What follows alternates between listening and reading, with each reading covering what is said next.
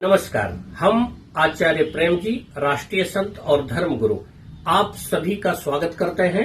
और आज हम चर्चा करने वाले हैं इस वर्ष के दूसरे महत्वपूर्ण सूर्य ग्रहण पर, जो लगभग ये संयोग 122 वर्ष के बाद बनने वाला है। यह जो सूर्य ग्रहण है 21 सितंबर रविवार को रात को 10:39 से शुरू होगा और देर रात में 3:29 पर यह संपन्न होने वाला है। भारत में ये दृश्य जरूर नहीं है, परंतु भारत की राजनीति पर, विश्व की राजनीति पर इसका गहरा प्रभाव पड़ने वाला है। यह जो नक्षत्र है, ध्यान रखिएगा, उत्तरा फाल्गुनी नक्षत्र और कन्या राशि पर पड़ने वाला है। इसलिए ग्रहण का सबसे ज्यादा प्रभाव अगर किसी राशि पर पड़ेगा तो कन्या राशि पर, उसके बाद दूसरी राशि प्रभावित होने वाली है धनु और तीसरी राशि है मीन। इन तीन राशि वालों को काफी चौकन्ना रहने की आवश्यकता है। क्या ध्यान देने की आवश्यकता है? सूर्य ग्रहण है, सूर्य आत्मकारक प्लेनेट है, सूर्य पिता का कारक भी है। तो इस राशि वाले पिता और पुत्र, पुत्री और पिता के संबंधों में बहुत सावधानी बरतने की आवश्यकता है। असंतुलन पैदा हो सकता है। कन्या राशि वालों को स्वास्थ्य पर असंतुलन पैदा हो सकता है। अपने खान पान का ध्यान रखना है। कर्म क्षेत्र में तनाव बन सकता है। दूसरा, आप नई योजना इस दौरान ना बनाएं।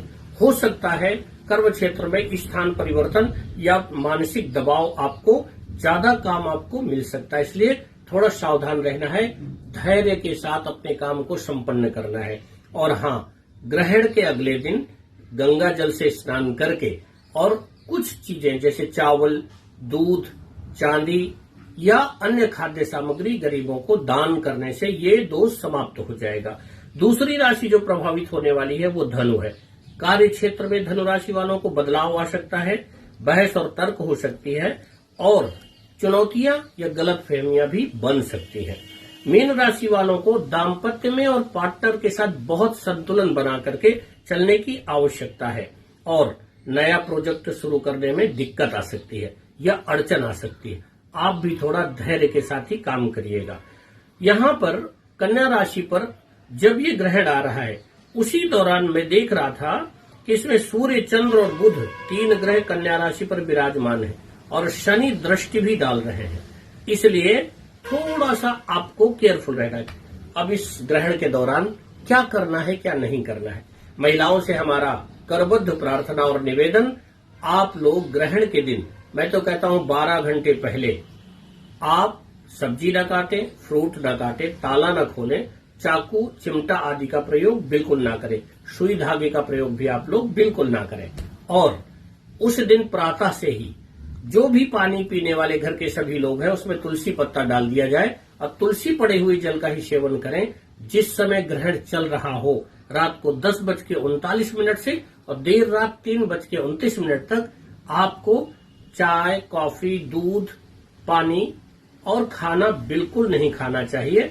अगर आपको बहुत आवश्यकता पड़ती है, कोई वृद्ध है, कोई पेशेंट है, तो तुलसी पड़ा हुआ जल वो पी सकते हैं। एक बात और, क्या क्या वर्जित है इस दौरान? स्त्री फल नहीं काटेंगे, आपको पता चल गया, परंतु वासना और संभोग ये बिल्कुल वर्जित है। ग्रहण लग जाएगा आपके दाम्पत्य को। नई योजना, नई प्लानिंग नहीं करनी है। और आपको इस दौरान करना क्या है? यदि आप जाग रहे हैं उस टाइम, तो आप ऊनी आसन बिछाइए और अपने इष्ट के मंत्र का पाठ करिए। आदित्य हृदय स्तोत्र का पाठ ग्रहण के दौरान यदि आप घी का दीपक जला करके और उसमें थोड़ा केसर डाल करके करते हैं तो ग्रहण का प्रभाव आपके पूरे परिवार पर नहीं पड़ने वाला। अब बहुत सारे लोगों को ये होगा कि पॉलिटिकल असंतुलन क्या है। 122 वर्ष के बाद ये दुर्लभ संयोग है। पितृ विसर्जनी अमावस्या के दिन ये ग्रहण पड़ रहा है। बहुत हलचल मचाने वाला है। क्या राजनीतिक दलों में किसी बड़े नेता का स्वास्थ्य खराब हो सकता है या मृत्यु भी हो सकती है। पॉलिटिकल दलों में असंतुलन पैदा हो सकता है। कोई बड़ा आंदोलन खड़ा हो सकता है और राजनीतिक अस्थिरता भी आएगी। वैश्विक स्तर पर किसी देश की साख खराब हो सकती है।